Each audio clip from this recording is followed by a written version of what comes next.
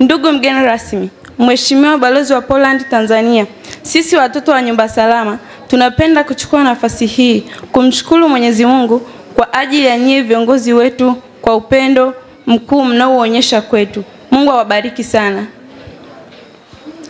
Ndugu mgeni rasmi, Mheshimiwa Balozi wa Poland Tanzania, shukrani za kipekee kwa Polish AD kwa kushirikiana na Foundation Kiabakari kwa msaada huu mkubwa.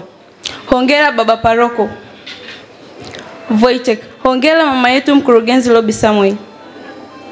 Tunawaombea kwa Mungu muendelee kutusaidia sisi watoto wa Butiama na mkoa wa Mara. Moja, tunapenda kuwashukuru kwa kutujengea uzio ambapo tunaishi kwa amani bila hofu. Hapo awali eneo letu lilikuwa wazi na tumekuwa tukiishi kwa wasiwasi kwani watenda ukatili wamekuwa wakitufuatilia. Pili, tunashukuru kwa kutujengea mabweni mawili yenye uwezo wa kulala watoto 160, kila bweni watoto 80.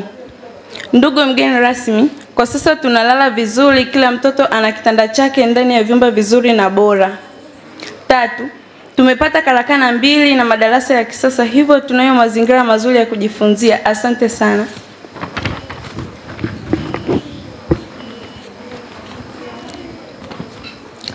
Nne, tunawashukuru kwa kujenga ofisi nzuri kwa ajili ya walezi wetu na samani za ofisi. Awali wamekuwa wakitumia darasa la ufundi, ushonaji pamoja na wanafunzi wa ufundi. Tunashukuru kwa kutujengea jukwaa, uwanja wa mpira wa kikapu, vifaa vya michezo. Ndugu mgeni rasmi, pamoja na mafanikio hayo lakini tuna changamoto.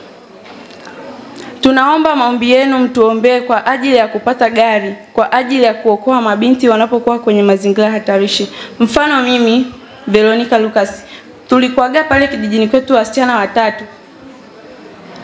Lakini tulivyokuwa pale ulifikia msimu wa ukeketaji. Hao wasichana 3 wote tulikuwa tunahitaji msaada, lakini kwa vile usafiri ulikuwa wa shida nilibahatika tu kuokolewa mimi kwa bahati, lakini hao 2 kwa bahati mbaya walikuwa wameisha keketwa. Ni kwa sababu gani tunakosa usafiri? Vituo vipo 2, Butiama na Serengeti. Pia unapofika ule msimu wa ukeketaji inabidi gari liweze kuokoa mabinti pande zote 2.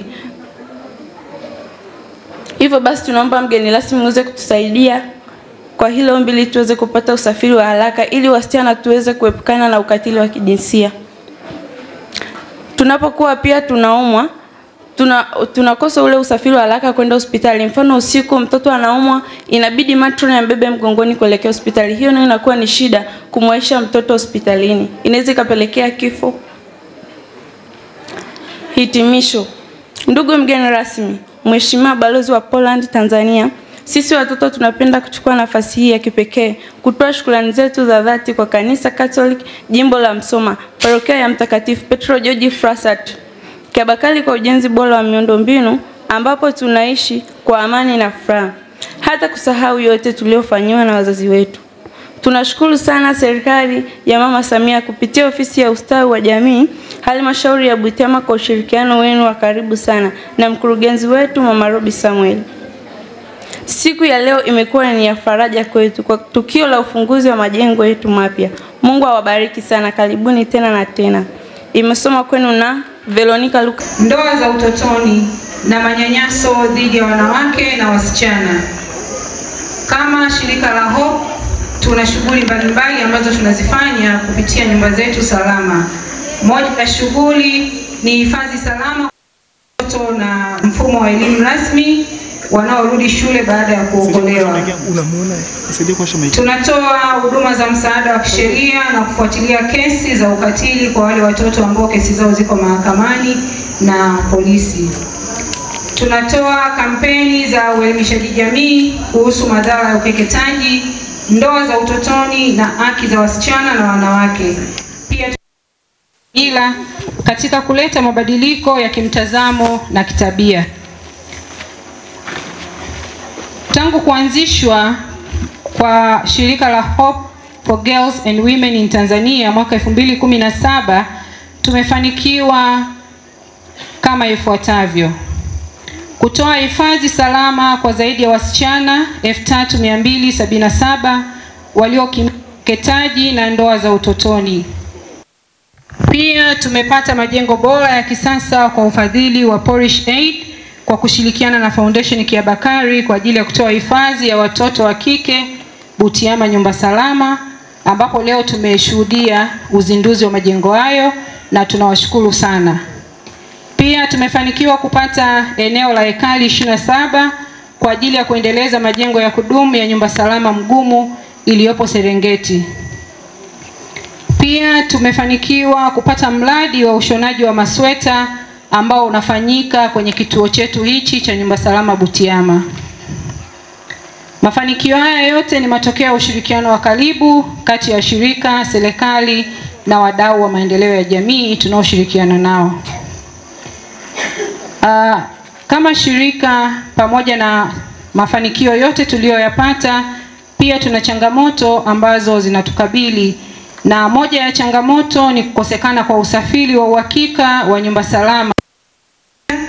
Lakini pia wakati mwingine tunalazimika kuwabeba watoto mgongoni ili tuweze kuwahi huduma za afya. Kwa hiyo hii ni changamoto kubwa sana kwetu ambayo inatukabili. Lakini pamoja na hilo, watoto wetu ni watoto ambao wamepitia changamoto ya ukatili na wengi kesi zao zinaendelea. Na wanapokuwa hapa wanaenda shuleni kwa ajili ya kusoma, na shule ziko mbali kidogo na eneo letu hili la Nyumba Salama. Kwa hivyo pia imekuwa ni changamoto kwa watoto wetu wa kike wanapokuwa wanatoka kwenda shule, wamekuwa wakiwa na hofu ya kukutana na wale watu waliowafanyia ukatili na wakati mwingine kuwatorosha ili wasiweze kushiriki katika kutoa taarifa au ushahidi wa kesi hizo mahakamani. Kwa hiyo hii ni changamoto kubwa ambayo inatukabili. Na changamoto nyingine, tunapoelekea mwezi Novemba mwaka 2025 ni mwezi wa ukeketaji, na kunakuwa na ongezeko la watoto sana kwenye nyumba zetu salama, na kunapokuwa na ongezeko la watoto kwenye nyumba salama na mahitaji pia yanaongezeka katika nyumba salama. Na kuongezeka kwa mahitaji haya ni kama vile chakula, matibabu, vifaa vya elimu, mavazi, viatu, sabuni, dawa za miswaki, taulo za kike, lakini pia gharama za usafiri wakati wa kuwaokoa watoto wao tunapopata taarifa. Tunaendelea kuwaomba wadau kushirikiana na sisi kuendelea kutatua changamoto hizi, kwani tunaamini kuwa pamoja tunaweza kuhakikisha kila msichana anaishi salama, anaelimika na anatimiza ndoto zake. Asanteni sana kwa kuungana nasi leo kusherehekea hatua hii muhimu, na Mungu awabariki.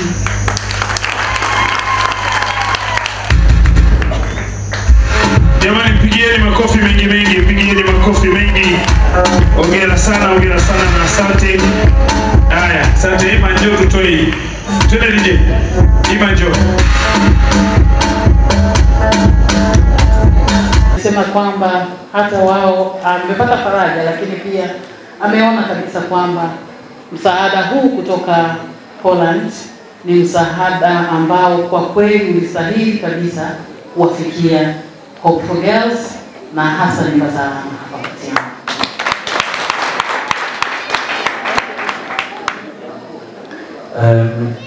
Polish Aid, which logo you can see here, it's a development. Through Polish Aid, the government of Poland provides development assistance, and it's important to say that our funds are quite limited. This is why we have to be very picky in regarding which projects we choose and with whom we work. Anasema kwamba Polish Aid, kama tunavyoona logo yao hiyo hapo, kupitia serikali ya Poland wanatoa misaada, lakini wanakuwa makini sana kuchagua aina ya miradi ya kusaidia. Na ndio maana sasa wako makini sana. Kwa hiyo wanasaidia shughuli za maendeleo ya jamii kupitia miradi mbalimbali, lakini wako makini sana kuchagua ni aina gani ya miradi ambayo wanaweza kusaidia.